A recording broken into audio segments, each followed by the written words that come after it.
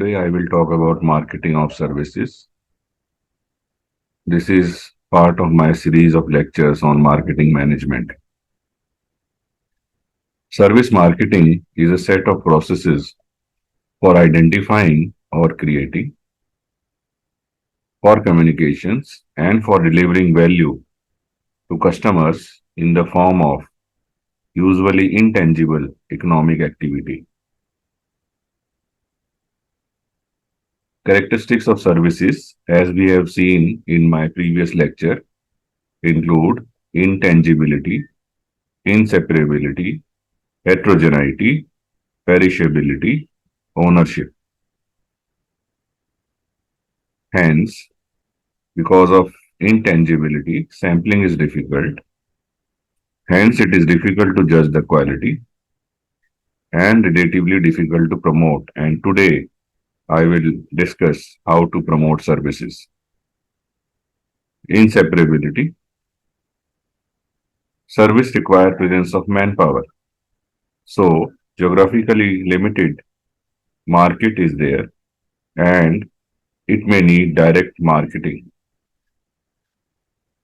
Due to heterogeneity, services are difficult to standardize. Due to perishability, there is demand fluctuation.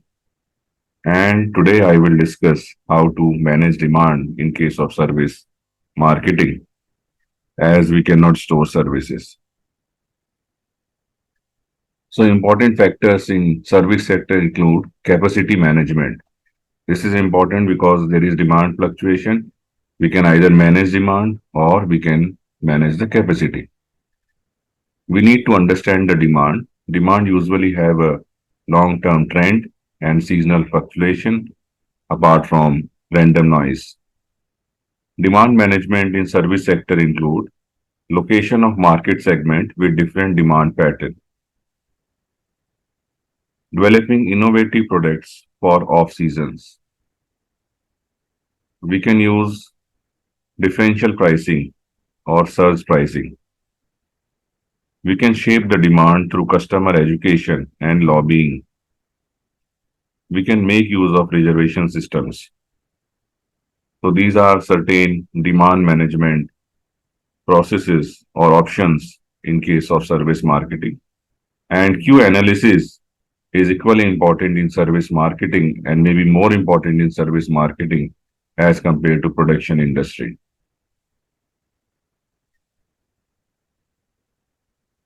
So some of the important characteristics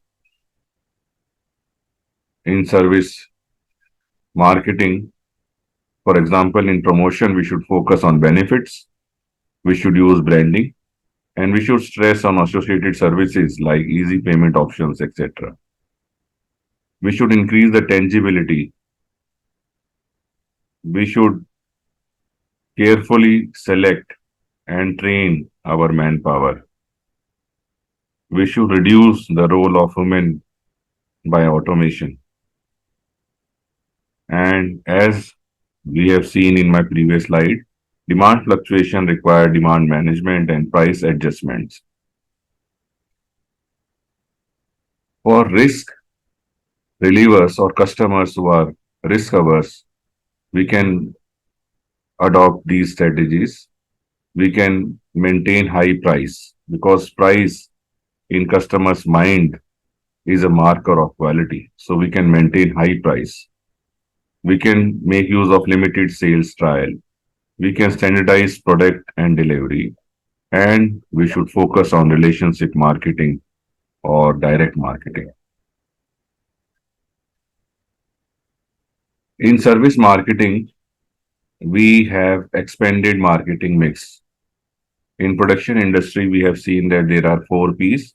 In service sector, we need to include 3 more P's. So there are 7 P, and these include product, price, promotion, place or physical distribution, people, physical evidence, and process. So we will see, let us see these one by one. Product in service sector or service industry include core service and associated supplementary goods and services. The service offer includes service element, which may be tangible, intangible, service forms, in what way and how, service levels, that is quality and quantity. The service delivery system include people and physical evidence. We will see more about people and physical evidence later in my this current lecture. Pricing, there are these various type of pricing. Anyone who is interested can Google these terms, and these types of pricing include differential pricing or flexible pricing, discount pricing, diversionary pricing, offset pricing. These two are very similar. Guaranteed pricing, high price maintenance, as we have seen in my previous slide, and loss leader pricing. Then we have payment options. We can make use of payment options to differentiate our service. And payment options include time of payment and mode of payment. And there is a concept of social price, which include time, effort, lifestyle, and psyche. Promotion. So promotion options include advertising. Advertising is for awareness, education, and persuasion of customers.